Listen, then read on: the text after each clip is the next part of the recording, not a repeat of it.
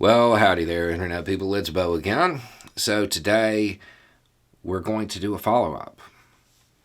We got another message from the person who asked about NATO being honest. And we're going to go over it because this is a process. Getting to this point is a process. Okay, didn't expect a video, but appreciate it. I read the comments and see other people having trouble, so can I ask for a follow-up? I've watched enough of your videos to know comparing Russia to the US is a criticism, not a compliment. It's not saying it's okay for Russia to act the same way, and my professor gave me a list of times when Russia lied or was the aggressor.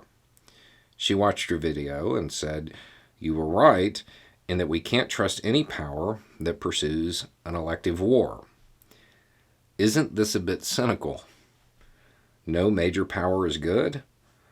All powerful countries are exactly the same and engage in imperialism.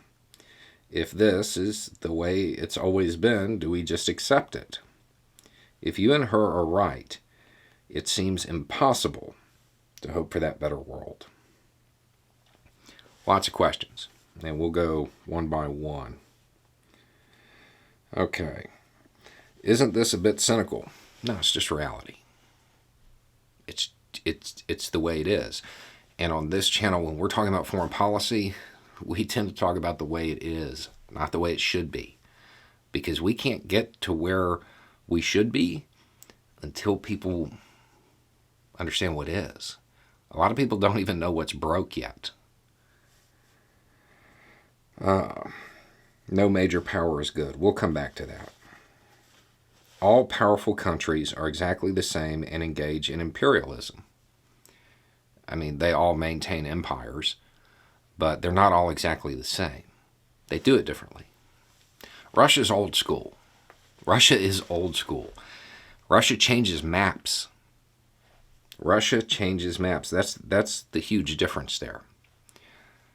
They either just take the territory and say, this is Russia now, or they establish a new country that is a total client. It's a puppet government in the truest sense. And that's not a modern way of maintaining an empire. Countries don't do that anymore, not really, because it's not incredibly effective. The United States maintains its empire mainly, and this is going to surprise a lot of people, through economic power, not military power. Military is the backup. The U.S. empire is maintained primarily through money.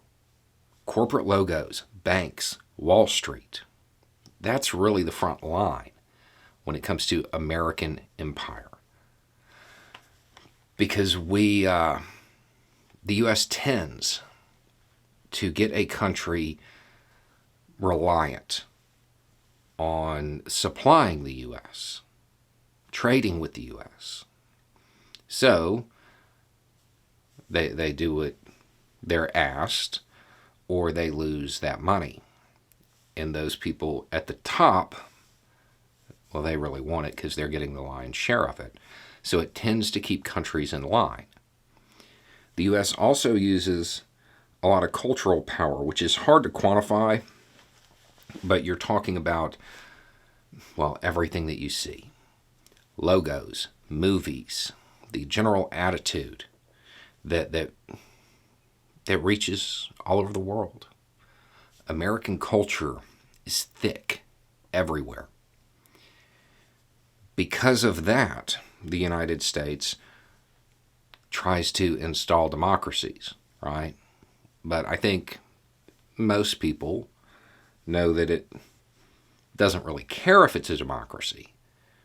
It's just another tool. Because of that cultural prevalence, if you can get a democracy, you can get the average people.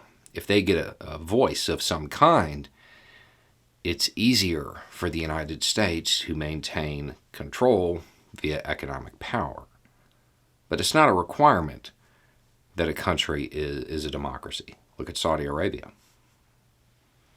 Doesn't have to be, but it's one of those things that the U.S. can use if things go sideways in a country, well, it's time to bring democracy to it and give the people a voice, and hopefully that cultural power will win out, right? And then if all of this fails, then you have a military that is incredibly strong because of the economic power.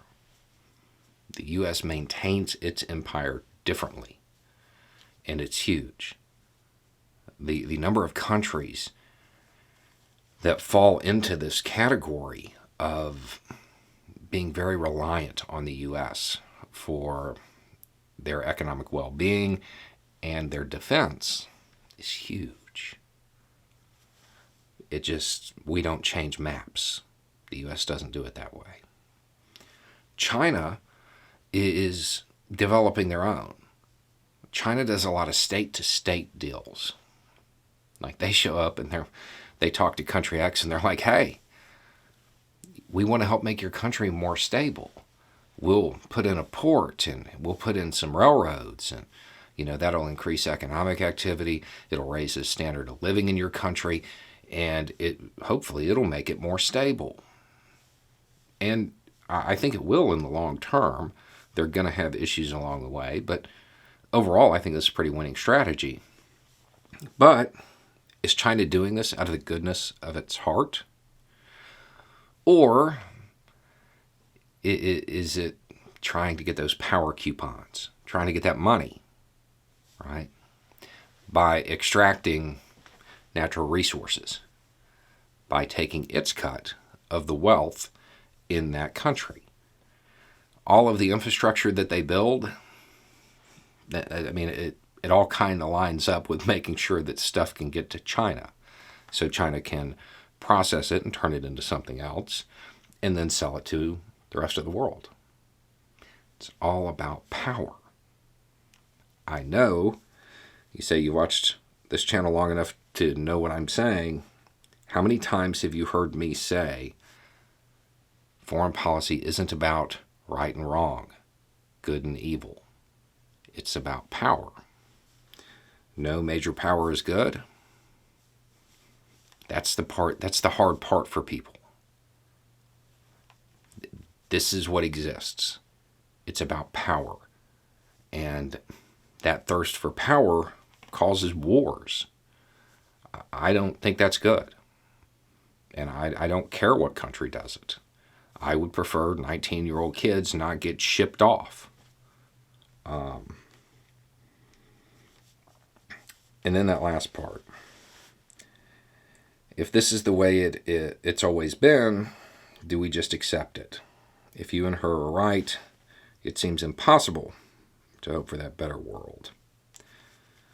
Everything's impossible until it's not. Okay? The idea of decolonization was impossible, and then it happened. Well, it changed, obviously, based on what we just talked about. That better world is dependent on enough people understanding that it's broke. That international relations, the way international relations occur and have occurred, isn't good. It has to start there. And a big part of that is understanding that no major power is good. That no country pursuing an elective war, as far as the way your professor said it, it's all bad. It has to start there. Nationalism is politics for basic people. If you want that better world, you have to get past that point. The good news is that it isn't impossible, because the world is shrinking, because we can communicate with people all over the world instantly. All of this, over time, will help shift that. It doesn't help right now, but that's where we're headed.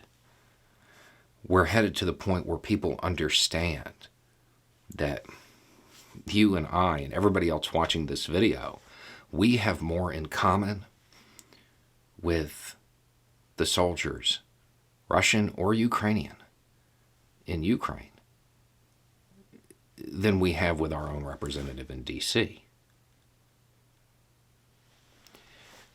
It takes getting past all of that nationalism. We have to start thinking broader than a border. We have to start thinking of the world. Then international politics can change. But as long as we're focused on the imaginary lines on the map that create our country, there's always going to be that tension. There's always going to be that external threat that can be harnessed to win elections, to maintain power. We have to get beyond that. We have to realize that we have more in common with each other, the average people of the world, than we do with those who say they represent us in any system of government. That's how we get there. But it's going to take a long time. Anyway, it's just a thought. Y'all have a good day.